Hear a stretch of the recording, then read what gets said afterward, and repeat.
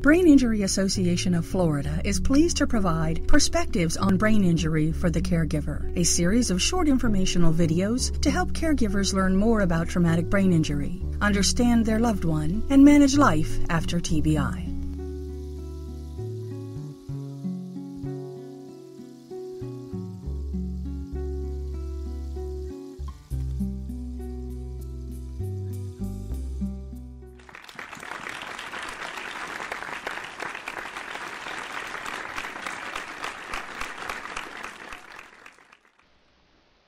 If you have a brain injury, of course, the first thing you want to know is what's happened to my brain.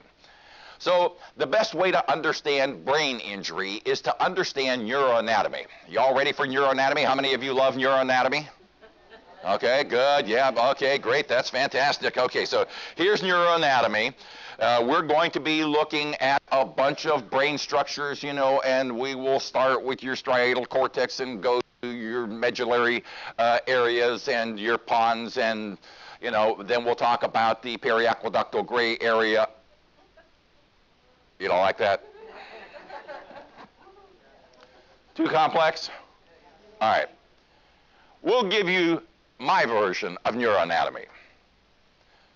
We're dealing mostly with bifrontal and bitemporal damage when we're in a car accident, which is what we mostly see with brain injuries, or any type of fall, acceleration, deceleration injury. You got hit in the head with a baseball bat, you are going to have a bifrontal, bitemporal contusion, and I'll explain the reason why. Your frontal lobes, they're in the front of your head. Got that part? Your temporal lobes, they're behind your temples, or as I call them, my temporary lobes, because that's where you store memory, and I can't seem to remember squat, especially as I get older. End of neuroanatomy lesson. Feel better?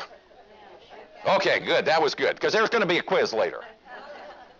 Okay, so when you're looking at your brain is basically C-shaped. So it sits here inside my head like this. This is my brain. I'm turned sideways. Your frontal lobes sit there actually over your eyeballs. Your eyeballs sit right here. Your frontal lobes sit there. Your temporal lobes sit here. And you can see they're going to smash into part of the front of your skull. And what happens is this part of your brain, the back part, has lots of good blood vessels that connect it to the back of your head. The front of your brain does not. Now, if you ever saw somebody take a tennis ball or a super ball, one of those high bouncy balls, and if I threw it real hard at that wall over there and it bounced back and hit this wall, it would then bounce back and hit that wall, then it would bounce back and back and back and back and back and back and back until it ran out of energy, right? Your brain does exactly the same thing. Unfortunately, if it just all bounced forward and all bounced back and all bounced forward, we would probably be in a little better condition after an accident than we are. But because the back stays pure and the front goes flying forward to hit the front of the skull, it tears the fibers that connect the front to the back. So in addition to bruising the front of the brain, the frontal lobe injury, the frontal lobe contusions, and hitting the front of the temporal lobe as both of them smash into the front of the skull, we tear these fibers, and it's these torn fibers that cause us to have a very, very long period of recovery that takes typically 5 years or more.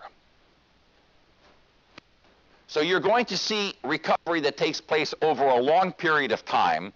You're going to see a lot of rapid recovery as some of the cells either die off, they either make it or they don't. It's sort of like, okay, we're going to have a flu epidemic in this room.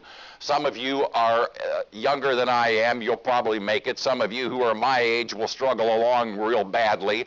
Some of you who are older than me, there's many of you, some of you who are older than me probably won't make it. Okay. You have a brain injury, you're going to have some cells that make it, some cells that don't. That's all going to happen early on. That's all going to happen in the first month or so. It's the long-term recovery of the cells that didn't make it and the white matter that got torn that takes a long time to change. All the rest of the recovery is not recovery. It's learning, again, how to make new connections to get the rest of your brain to work better. Okay, our brain does try to make some new cells. Our body tries to make new body parts all the time. And it does grow some new cells. Unfortunately, they aren't connected to anything. They aren't connected to the same pattern that was there before, and so the information that was in that pattern, that cell was part of a pattern, it's not there. Imagine that we all work on some big nuclear project. Everybody in this room, you're all nuclear physicists. And you all have a specialized little area that you work on, okay? Now all of a sudden, we're going to drop an air conditioning unit down through the center of the building, and we're going to wipe out all those people in the middle here. Sorry, guys, you're gone. Okay, we wipe you out, and now we're going to sit there and try to work without you. All the rest of us can pitch in, and we say, hey, we can't do it by ourselves. Let's get some new help in.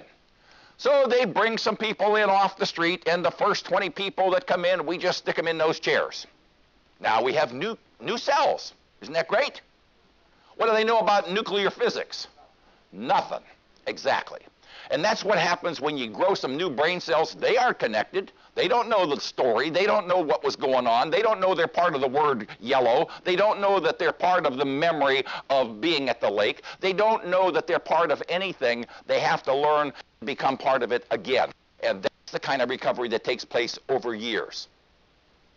So if you understand the recovery picture, we're going to see some rapid recovery of white matter early on. We're going to see, over about 5 years, we're going to see some cell recovery or death to get you to a stable state within a few months. And then all the rest is going to be relearning with the new recruits that are there, or working without anybody being replaced, because bringing that guy in off the street that says we'll work for food isn't going to teach him nuclear physics, and he's going to be worthless. Okay?